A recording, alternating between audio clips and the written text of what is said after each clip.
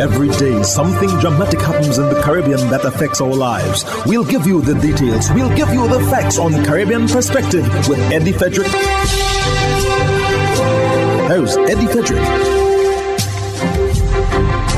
So glad you can join us. Illegal migration to the Bahamas, a growing concern in the wake of international pressure. This story takes the lead in today's edition of Caribbean Perspective for Thursday, 28th July 2022. Details when we return. The hurricane season is now upon us, so we as Caribbean people need to remember to think safety and be prepared. Avoid venturing outside during a storm or hurricane, especially if there are strong winds. Rooftops and other debris are often blown about and can cause great damage.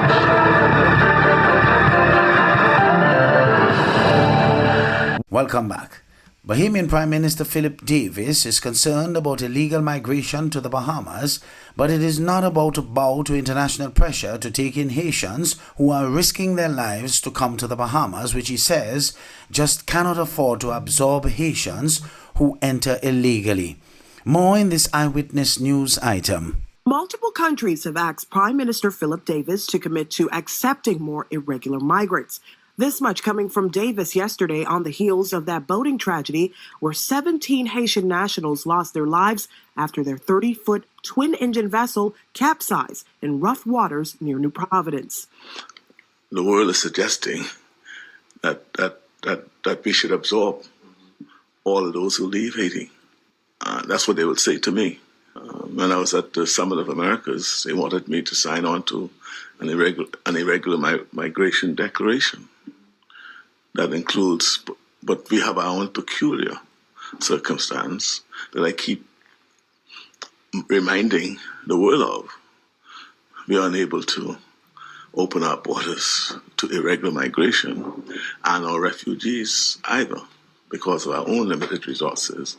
The Prime Minister adds that these countries asked the Bahamas to do things of this nature, but at the end of the day, who foots the bill? You, the taxpayers. So we have this delicate balance that we are going through. So insofar as exiting, between the police force and the immigration department, they are collaborating to ensure that we assist in preventing the exiting of the irregular migrants here who usually head to the north. In other news, Caribbean citizens need to remain vigilant to pay attention to the threat of the monkeypox virus. The advice comes from Executive Director at the Caribbean Public Health Agency, CARFA, Dr. Joy St. John. More in this TTT News item. At a media briefing on Tuesday, Dr. St. John noted at this time there's a lot of travel within the Caribbean for festivals and carnivals. She said it is very important that Caribbean people have their vigilance up, as it is not just up to the health ministries to caution the population. Monkeypox is not a disease like COVID-19. It is not airborne. It does not transmit readily in the way that we are seeing BA5 moving through the Caribbean quickly. Monkeypox demands close, prolonged contact and exchange of body fluids. Dr. St. John said it is unusual to have two public health emergencies of international concern at the same time, but not unexpected. She said the decline of immunization coverage, encroachment of natural animal habitats by humans, and rising global temperatures have all increased the risk of more unusual infections and re-emergence of infections. There's not word of a second importation in one of the member states. What we need to guard against is having disease established in the Caribbean so that there would be a Caribbean-generated case of monkeypox. The Works and Transport Minister of Trinidad and Tobago says one of the Chinese manufacturers is a preferred bidder for the acquisition of electric buses for the Public Transport Service Corporation, which presently has a fleet of buses that uses diesel and compressed natural gas. Jewel Brown of TV6 News has more. At the VIP lounge of the Piaco International Airport, Planning Minister Penelope Beckles announced some of the details for a solar park which is to be installed at the airport via funding from the European Union.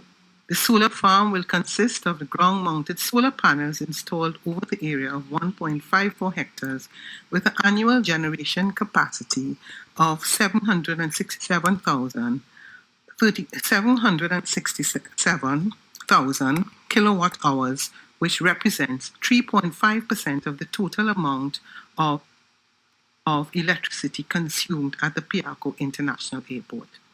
This project could potentially reduce annual emissions of carbon dioxide by 500 metric tons and contribute to an overall reduction in Trinidad and Tobago's carbon footprint. Works and Transport Minister Ran Sinanan said that is not the only project that is part of the government's bold step towards investing in green energy, as he referenced the government's plan to acquire electric buses.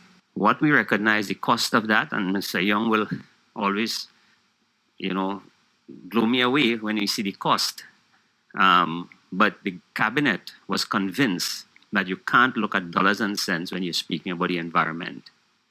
So at a phenomenal cost, the government took the decision that we must convert the fleet at PTSC. At the Ministry of Works and Transport, we are driving that. Following what had been described as the sod turning for the solar park that is to be installed at the Piarco International Airport, we sought further details from both the Energy Minister and the Works and Transport Minister with regard to the electric buses. Could you give us a sense of what that phenomenal cost is? The Minister of Works and Transport, I think, was a little bit premature. Right now, one of the things we're looking at, we've taken a government policy decision that we are going to start replacing our public transport system by using electric buses, and we're in the process of completing the procurement on that. He is right that it is at a significant cost. The Works and Transport Minister said those negotiations are taking place with a preferred bidder. Are you able to say which company that is at this time? Again, there was a public tender that went out, and the preferred bidder at this point in time is one of the Chinese manufacturers. And again, NITCO, right now we are still continuing the negotiations with them, because it's just not buying buses, and we have to look in terms of the technology, because PTSC wants to move where, it a very reliable service. And with technology now, I think the population wants to know exactly where the bus is, what time the bus will be here. You can track the bus, and so there'll be a smart system in the buses, not only for tracking the buses en route, but also for maintenance and so. Minister Young recalled that on March 9th of this year, it was Prime Minister Dr. Keith Rowley who first announced the government's intention to acquire a new fleet of electric buses in Trinidad and Tobago. It is going to be phenomenal in terms of the amount of reduction on our transportation side of dangerous gas emissions, and I'm really looking forward towards that move. And Minister Sinanan will come to Cabinet with the appropriate note after the negotiations and the procurement has been completed. But it's not going to be an insignificant cost to the taxpayers of Trinidad and Tobago, but it is a move in the right direction. Minister Sinanan did not give an estimated cost, but he outlined his vision for the priority bus route along the east-west corridor. One of the aim that we really want to push for is that the bus route should actually be a green route, meaning that the electric buses should be operating only electric buses operating on the bus route. Jewel Brown, TV6 News. You're listening to Caribbean Perspective with Eddie Frederick.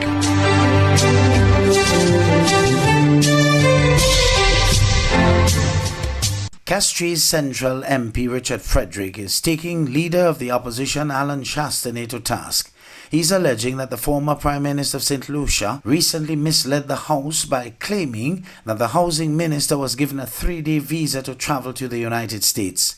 Don Nicholas of the DBS News World reports. Castries Central MP Richard Frederick plans to write the Speaker of the House of Assembly Claudius Francis regarding opposition leader Alan Chastanet's 3-day visa claim in Parliament recently. The objective is to have the Speaker table a motion to have the Leader of the Opposition answer to the Privileges Committee for attempting to mislead the House. Mr. Frederick insinuated that Mr. Chastanet is in the habit of doing so and needs to be stopped. I was in the U.S. for about a week, and notwithstanding the leader of the opposition had the audacity to say that I was granted a 3-day visa, I believe what I'm going to do is to write the Speaker of the House to table a motion to have the leader of the opposition answer to the Privileges Committee for attempting to mislead the House. He has made a habit of it, and he must understand he who asserts must prove. He must stop making baseless and commence assertions that are not factual in nature. But the leader of the opposition appears to be unperturbed by Mr. Frederick's plans. Mr. Chasney is standing by his statement that Mr. Frederick obtained a one-entry U.S. visa to attend a United Nations meeting. The document, according to Mr. Chasney, spanned a period of no more than 5 days, 3 days to attend the meeting and 2 days in confinement. He added that the U.S. is under obligation to allow a person, regardless of how they feel about that representative, to attend a UN meeting. He got a visa based on attending a UN meeting.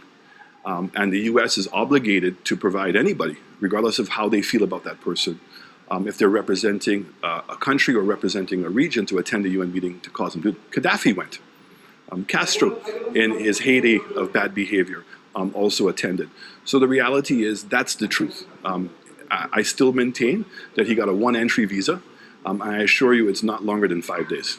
As the leader of the opposition puts it, had Mr. Frederick obtained a 5-year visa, that would have been the first document to have been leaked.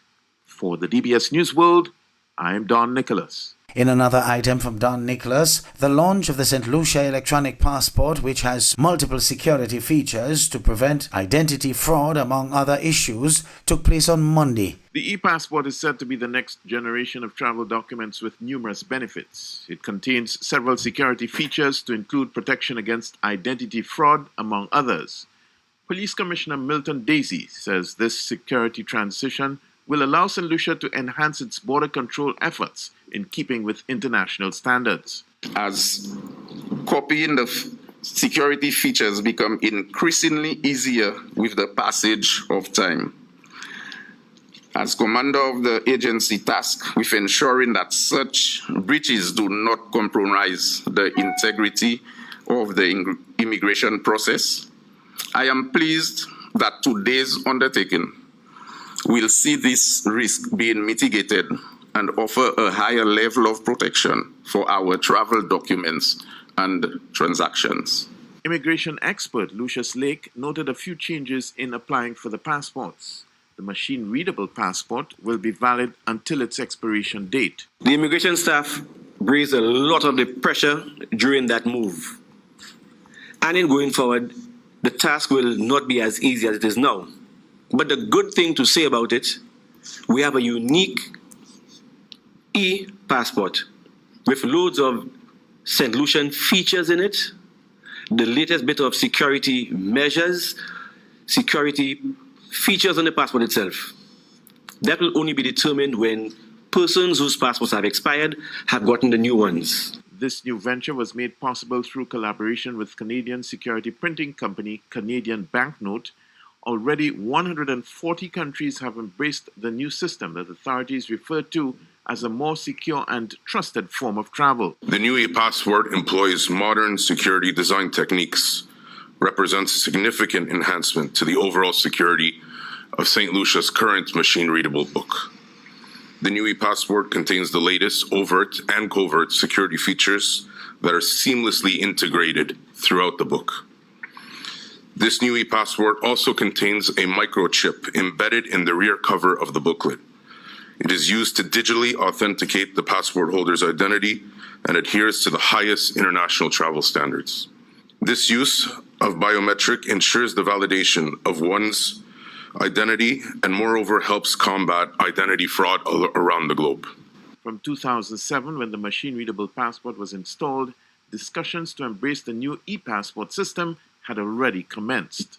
For the DBS News World, I am Don Nicholas. Hubbard's Motor Department, Mount Gay, and Hubbard's Tire Bay, located at the Building Supplies compound in Grand Anse, are reminding the motoring public that another round for licensing and inspection has begun. Just arrived on new shipments of quality furrowed and torque tires to fit all makes and models of vehicles at competitive pricing. Shop early to avoid the hassle of long lines. WhatsApp them on 473-405-5482. Hubbard's, quality service, affordable prices.